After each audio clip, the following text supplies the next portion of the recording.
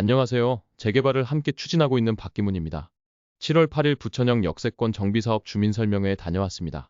설명회에서 나온 핵심 내용과 우리 구역의 선정 가능성에 대해 이야기해보려 합니다.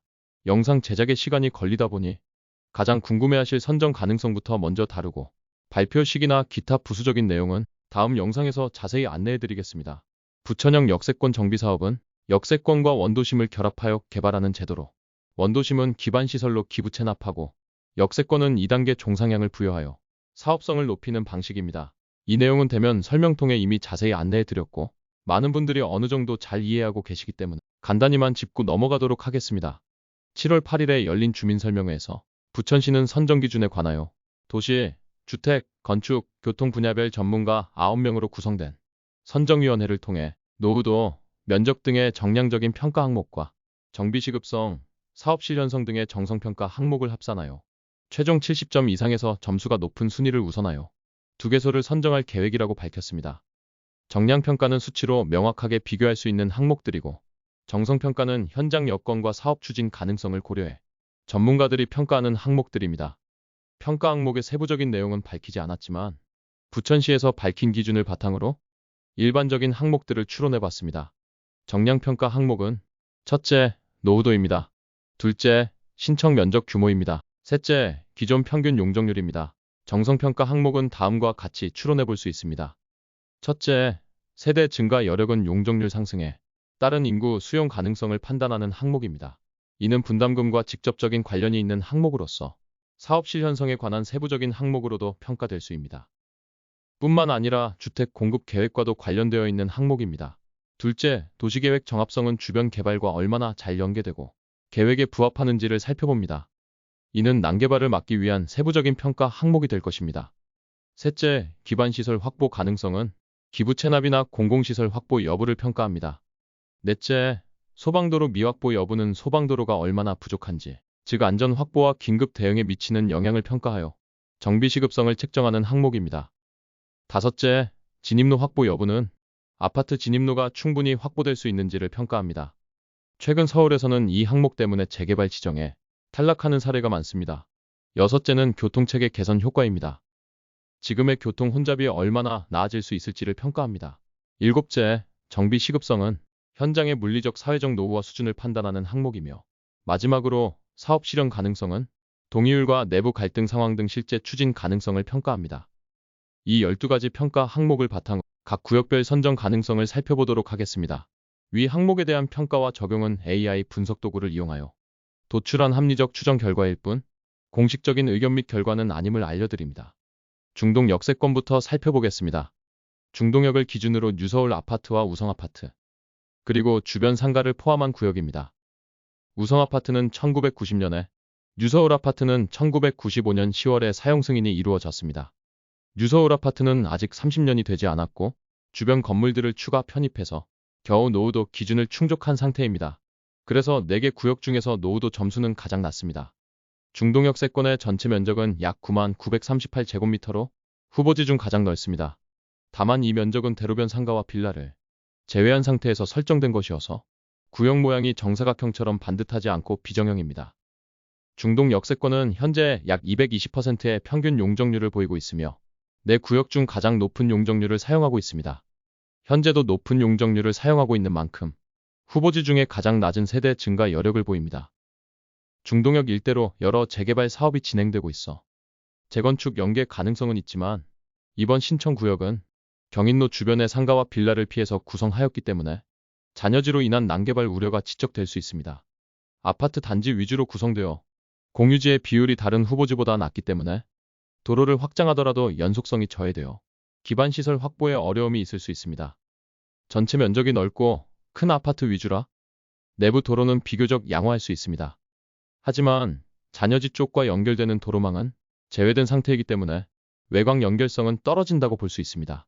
외곽 주요도로와 접한 점은 강점이나 잔여지로 인하여 단절되어 있고 내부 도로는 협소하여 진입로 확보에 불리한 점이 존재합니다.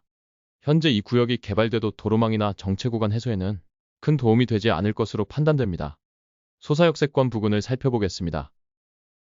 소사역 북측으로 성가시장과 성모병원 주변의 저층 주거지가 밀집된 지역입니다. 이곳은 1980년대에 지어진 다가구, 연립주택, 단독주택 등이 많아 노후도 면에서 높은 점수를 받을 것으로 추정됩니다. 면적은 84,586제곱미터로 중동역에 이어 두 번째로 넓은 규모이며 구역도 비교적 반듯하고 직사각형에 가까운 형태입니다. 다만 소사로와 부일로로 구역이 나뉘어 있어 내부 연결성이 다소 떨어지는 점은 아쉬운 부분입니다. 소사역세권은 대부분의 건물이 2에서 3층 이하의 저층 건물이고 용적률이 낮은 편으로 약 120%에서 150%로 추정됩니다. 이에 따라 세대 증가 여력에서 높은 점수를 받을 것으로 예상됩니다. 소사역세권에서 가장 높은 점수를 받을 항목은 도시계획 정합성으로 보여집니다. 대상지 주변으로 재개발 사업 및 주택 건설 사업 등이 진행 중입니다. 소사역 주변은 현재도 도시계획상 중요한 축에 속하고 있고 이 구역은 서해선이 사유지를 지하로 관통하고 있는 상황이라 부천시가 도시계획 정비를 통하여 정식 도로 및 기반시설을 확보하려는 의지가 높습니다. 게다가 상습 정체 구간으로서 기부 체납을 통해 도로를 확장함으로써 정체를 해소할 수 있어 공공기여 측면에서 큰 효과를 기대할 수 있는 곳입니다. 멀매사거리 교통정체 해소는 부천시 전체의 교통체계에도 긍정적인 영향을 줄 수 있습니다. 현재 골목이 협소하고 소방 접근성에 취약한 구조를 가지고 있어서 정비 시급성에서 높은 점수를 받을 것으로 예상됩니다. 부일로와 소사로에 연접해 있는 만큼 진입로 확보에서 큰 문제는 없어 보입니다. 다만 주민설명회에서 재개발 찬성 세력과 반대 세력의 극심한 대립 양상을 보였고 성가시장 등 상업시설을 포함하고 있기에 사업 시행 가능성에서 낮은 점수를 받을 수 있습니다. 다음은 역곡 역세권을 살펴보도록 하겠습니다. 역곡 역세권은 역곡 남부시장 및 임꺽정로변을 포함한 구역입니다. 이 구역은 대부분 1980년대에 지어진 다세대 다가구 주택들로 구성되어 노후도 점수에서 높은 점수를 받을 것으로 예상됩니다. 전체 면적은 29,702제곱미터로 신청된 지역 중에 가장 작습니다. 이러한 규모는 기반시설 확보나 대단지 계획에 제약을 줄 수 있는 요소로 작용할 수 있습니다. 기존 주택의 평균 용적률은 대체로 150%에서 180% 수준으로 추정됩니다. 이 구역은 준주거 구역으로 400%의 용적률을 부여받더라도 주변 도로 폭이 좁고 대형 필지가 없어서 일조권 등을 감안할 때 용적률 400%의 활용은 현실적으로 어려울 수 있습니다.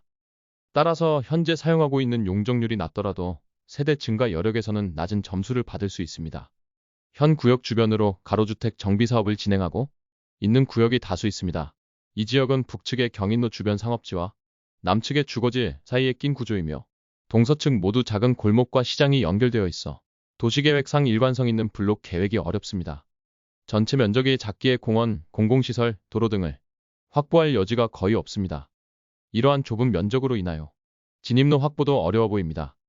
경인로와 연결된 소규모 도로 외에는 주 진입로가 협소한 골목 중심이며 남측은 주거지로 막혀 있습니다. 대단지 진입에 불리한 구조로 진입로 항목에서도 높은 점수를 받기 어렵습니다.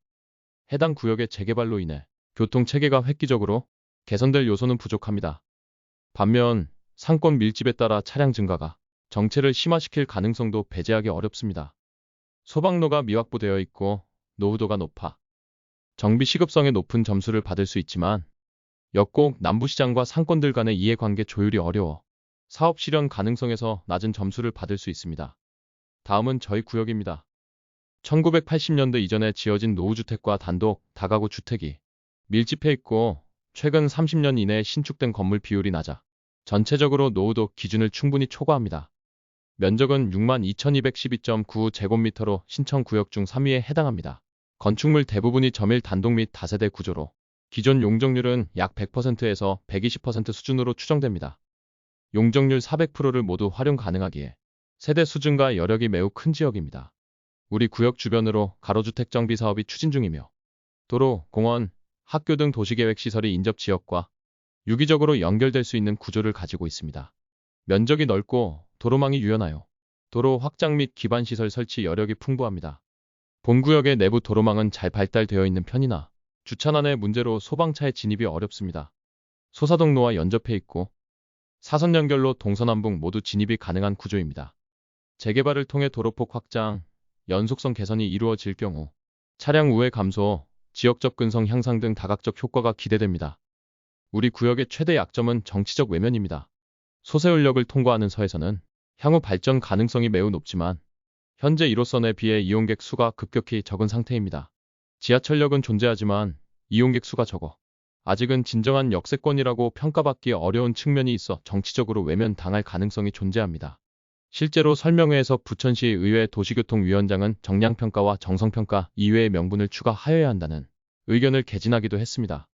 그러나 명분은 주관적인 판단 요소로 특혜 논란이 생길 수 있기에 부천시에서 받아들일 확률은 적습니다. 그럼에도 저희는 대비를 하겠습니다. 서해선의 발전 가능성과 우리 구역의 장점을 결합하여 선정 당위성에 관한 의견서를 제출하겠습니다. 이상 예상 항목으로 각 구역별로 살펴보았습니다. 종합평가에 대해서는 이 영상을 보고 계신 여러분들께 맡기도록 하겠습니다. 다음 영상에서는 선정 발표 시기, 선정 후 절차와 일정, 제도의 변화에 대하여 자세히 설명드리겠습니다. 감사합니다.